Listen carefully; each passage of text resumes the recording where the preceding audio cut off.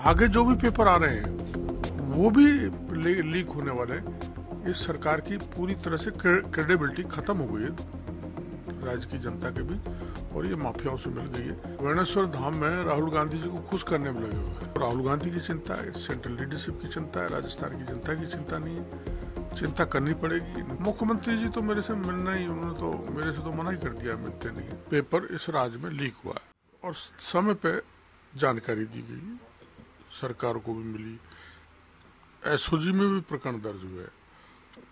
रीट तो इनको निरस्त तक करना पड़ा। आरएस जैसा पेपर भी लीक हुआ, इसके सारे प्रमाण क्यों दे दिए, बिल भी ये ले आए, लेकिन उसके बाद भी कांस्टेबल्स का जो है स्ट्रांग रूम से पेपर गायब हो गया। और मेरी जानकारी में है, जिसके मैं शीघ्र तथ्य प्रमाण करूंगा मीडिया के सामने, कि प्रिंटिंग वो कंडक्ट कराने वाली, परीक्षा कंडक्ट करने वाली एजेंसी है जिसका नाम पीसीएल है, वो पहले से सीबीआई के रडार पर है, उसको एक काम दे दिया। तो अपराधी किस्म का हैबिचुअल ऑफेंडर को आप काम पकड़ा रहे हो, तो यही होना है। आगे जो भी पेपर आ रहे हैं वो भी लीक होने वाले हैं। इस सरकार की पूरी तरह से क्रेडिबिलिटी खत्म हो गई है राज्य की जनता के बीच और ये माफियाओं से मिल गई है। पेपर को लीक कराकर असली जो सिलेक्ट होने वाले बच्चे, उनका अधिकार का हनन हो रहा है और अपने चहेतों को सिलेक्ट कराने में लगे हुए। ऐसा दुर्भाग्यपूर्ण सीन कभी भी राजस्थान नहीं देखा गया। ये बहुत गलत है, ऐसा नहीं होना चाहिए और गहलोत साहब को इससे को गंभीरता से लेना चाहिए। ऐसे हल्के में लोगे तो राज्य में युवाओं में असंतोष फैलेगा और कैसी भी लॉ एंड ऑर्डर की स्थिति भी बिगड़ सकती है। वो गृह मंत्री जी हैं, खुद इस तरीके के एग्जामों को उनको भी मॉनिटरिंग करनी चाहिए थी। ना कोई मंत्री था, ना कोई और अधिकारी इस पर मॉनिटरिंग कर रहा था। वो तो थे ना, वेणेश्वर धाम में थे। वेणेश्वर धाम में राहुल गांधी जी को खुश करने में लगे हुए। राज्य का युवा बेशक नाराज हो जाए, उसको वो संकट में आ जाए, उसका पेपर भले ही लीक हो जाए, लेकिन गहलोत साहब की बात कोई कमजोरी की लीक होकर राहुल गांधी के पास नहीं पहुंचनी चाहिए। वो बराबर उस पर ध्यान दे रहे थे।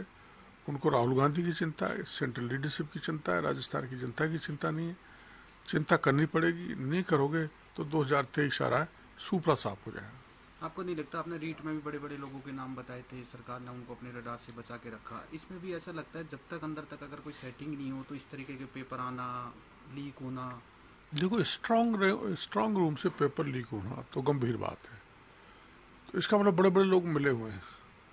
और रीट में हमने जो उजागर किया था, डीपी जारौली को बर्खास्त करने के बाद उससे जांच नहीं की गई, तो ये राजनीतिक दखलंदाजी शो करता है। इसमें भी ऐसे बड़े हाथ हैं और मेरे को लगता नहीं। इसलिए इन सारे जितने भी पेपर अपने हुए हैं, होने जाने वाले हैं, इनको सीबीआई से जांच करानी चाहिए।